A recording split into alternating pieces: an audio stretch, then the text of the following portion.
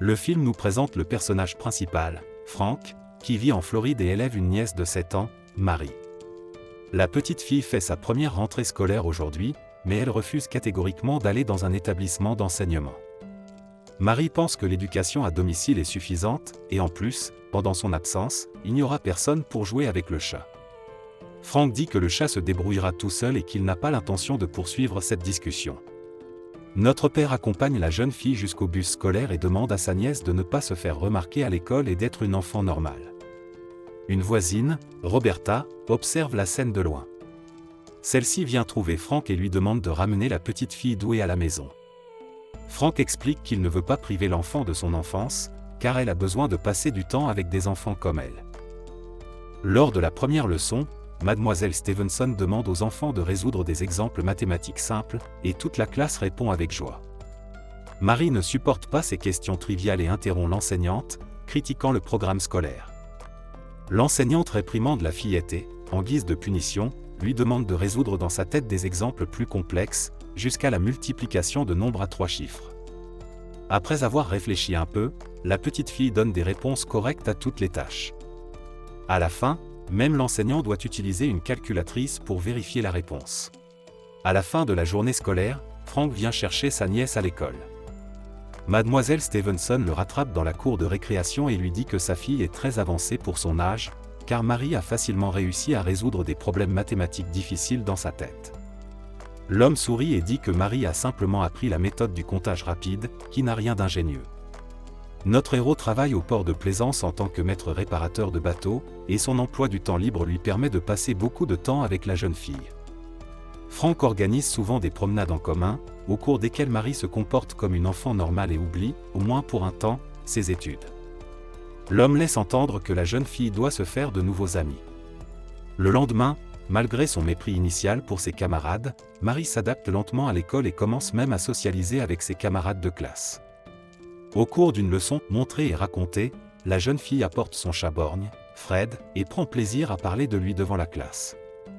Au cours de la leçon de mathématiques suivante, le professeur décide de faire un test. Cependant, avant même d'avoir pu énoncer les règles jusqu'au bout, Mademoiselle Stevenson reçoit une feuille de réponse de la part de Marie. Anticipant cette manœuvre, l'enseignante donne à la jeune fille une tâche supplémentaire tirée du programme du lycée.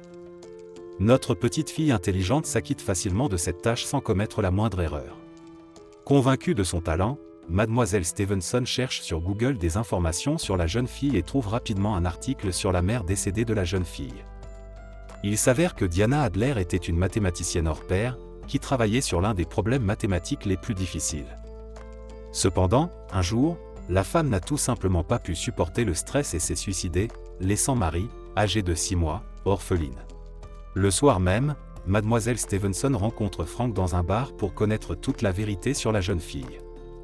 Il s'avère que Marie, outre son oncle, a une grand-mère et un père absent qui a abandonné sa mère pendant sa grossesse. Frank s'accuse de la mort de sa sœur, car il pense qu'il n'a pas été assez attentif à Diana. Craignant que la petite Marie ne connaisse le même sort que sa mère, il s'efforce de lui offrir une enfance épanouie. Le lendemain, dans le bus scolaire, Marie prend la défense d'un camarade de classe et casse le nez d'une brute. À la suite de cet incident, Frank est rappelé à l'école. Mademoiselle Stevenson fait part au directeur des talents mathématiques de son élève, et il est donc décidé de ne pas renvoyer Marie de l'école. Cependant, la directrice propose d'aider à transférer la jeune fille dans la meilleure école publique pour enfants surdoués, où Marie pourrait recevoir un niveau d'éducation décent. Après avoir entendu cette offre, Frank la refuse en se basant sur l'expérience de sa famille. Il craint que Marie, placée dans une telle institution, ne soit privée de beaucoup de choses, et qu'en étudiant dans une école normale, la jeune fille devienne une personne décente, et que cela suffise. Lorsque Marie rentre de l'école, elle remarque une femme sur le pas de sa porte. Il s'avère que le directeur de l'école a contacté la grand-mère de Marie pour lui faire part de cette situation difficile. La grand-mère, Evelyn, est une personne très stricte, qui ne se préoccupe que des résultats. Elle estime que l'environnement de l'enfant, à la maison et à l'école, est inférieur à toutes les normes, et que dans un tel environnement, la jeune fille ne peut tout simplement pas avoir un avenir normal. La grand-mère pense que Marie devrait être éduquée dans un établissement d'enseignement spécialisé et consacrer toute sa vie aux mathématiques, comme l'a fait Diana. Frank, lui, est convaincu du contraire. L'homme pense que la petite fille devrait être dans une école ordinaire, car Marie devrait avoir une véritable enfance ordinaire, ce qu'elle et Diana n'ont jamais eu.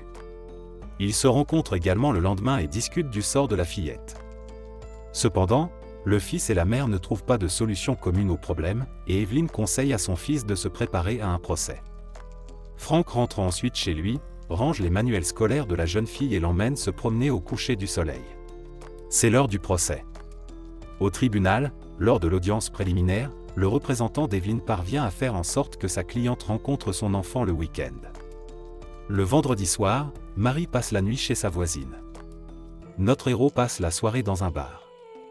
Soudain, Mademoiselle Stevenson entre dans le bar et une conversation s'engage entre Frank et la jeune fille.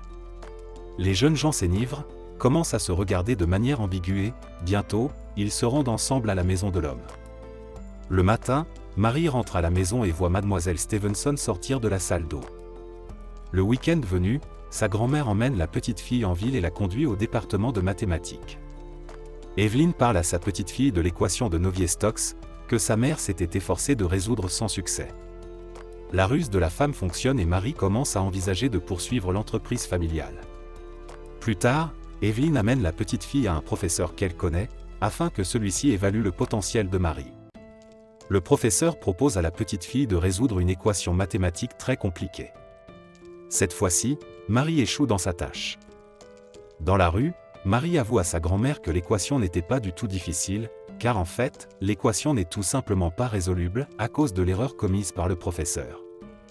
De retour en classe, la jeune fille corrige la formule et décrit ensuite correctement la solution complète.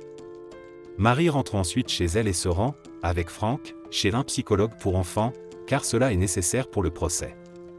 En attendant le médecin, la jeune fille avoue à l'homme qu'elle aime rendre visite à sa grand-mère, mais qu'elle ne veut pas vivre avec elle. Frank rassure Marie et lui promet qu'il ne perdra pas le procès. C'est l'heure de la première audience au tribunal. L'avocat d'Evelyn a invité le père biologique et le tuteur légal de Marie à témoigner. Dans son témoignage, le père renonce à ses droits parentaux en faveur de Madame Evelyn.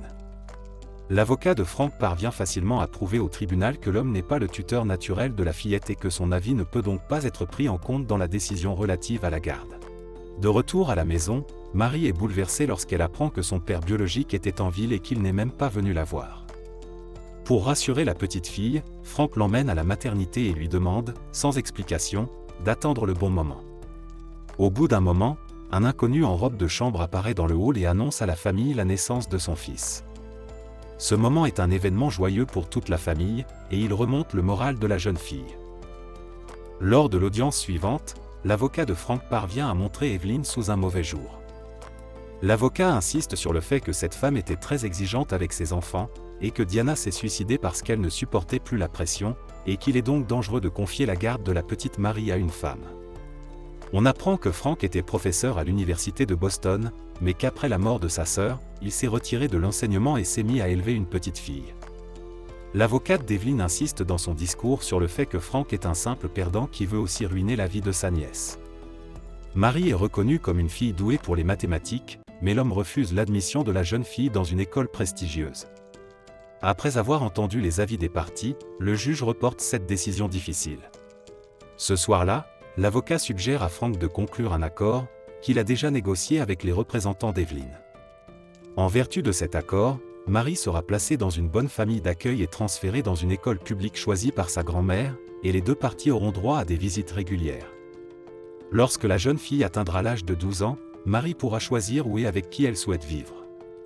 Frank est très contrarié parce qu'il pourrait perdre le procès et perdre Marie. Le lendemain, l'homme se présente chez les futurs parents d'accueil et se met d'accord sur tous les détails. Frank, qui se trouve dans une situation désespérée, accepte les conditions fixées par les avocats. Au bout d'un certain temps, l'homme amène Marie à la nouvelle famille. La petite fille se met à pleurer et demande à ne pas être laissée ici. Marie rappelle à son oncle sa promesse, mais Frank part en silence, retenant difficilement ses larmes.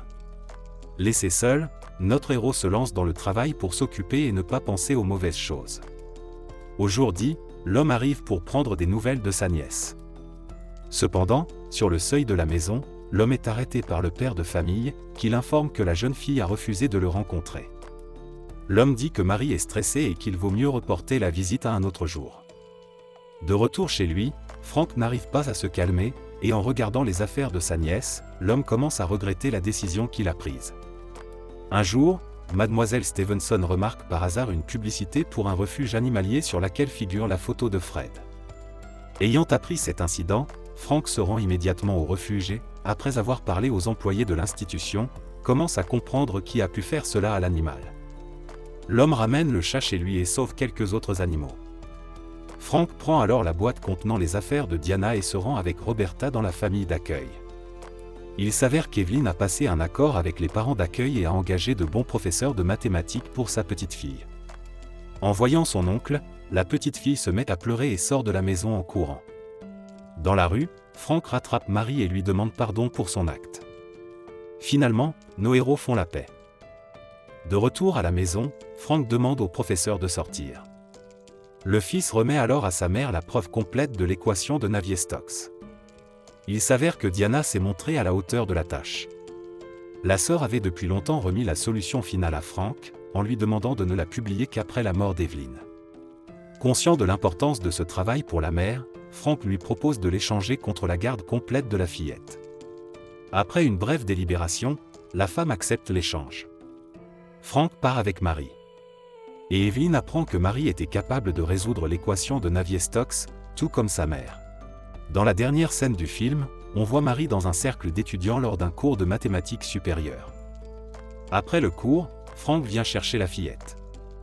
L'homme emmène la petite fille dans une cour de récréation, où elle s'amuse avec ses camarades. C'est la fin du film. Merci à tous d'avoir regardé ce film jusqu'au bout. Donnez un like à cette vidéo. Écrivez dans les commentaires ce que vous pensez de ce film, et rendez-vous dans de nouvelles vidéos.